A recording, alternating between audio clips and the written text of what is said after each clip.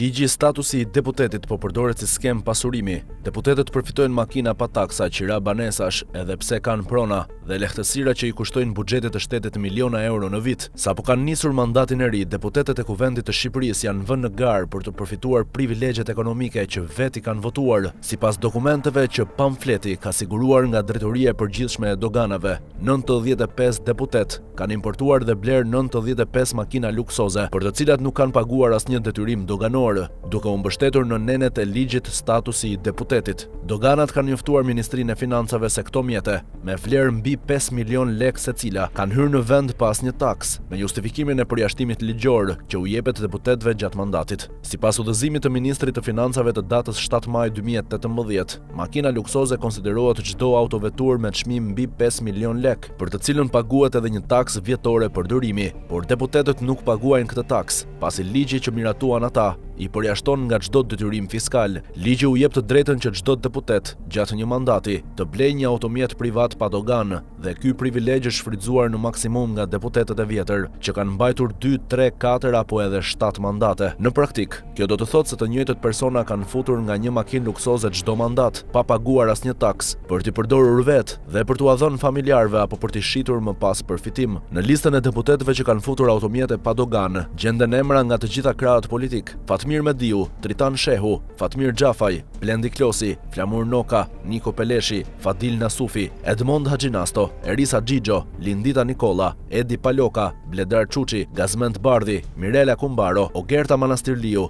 Albana Vokshi, Olta Xhaçka, Eduard Shalsi e shumë të tjerë. Në listën e deputetëve të rinj që e kanë shfrytëzuar menjëherë pas nisjes së mandatit këtë të drejtë, përfshihen Tedi Blushi, Adi Qosja, Tërmet Peçi, Agron Malaj, Eno Bozdo, Zia Ismaili, Tomora Lizoti, Romina Kuko, Blendi Himçi, Bora Muzhaqi, si dhe ministrat deputet Piro Vengu, Adea Pirdeni, Petrit Malaj e të tjerë. Sipas burimeve nga doganat, një pjesë e këtyre automjeteve janë të markave Range Rover, Mercedes-Benz, BMW, Porsche, Audi, Lexus dhe Maserati, me çmime që variojnë nga 50.000 euro deri në 200.000 euro secila. Megjithatë, asnjë prej tyre nuk ka paguar dogan, TVSH apo taks përdorimi, duke e kthyer ligjin në një skem përfitimi personal që rëndon mbi taksa paguesit shqiptar. Për më tepër, shumë prej deputetëve të listës janë përfitues të përsëritur të njëjtit privilegj, pasi ligji nuk parashikon kufizim të përgjithshëm, por vetëm për çdo mandat të ri. Në këtë mënyrë, një deputet me 4 mandate mund të ketë futur në vend 4 makina pa dogan,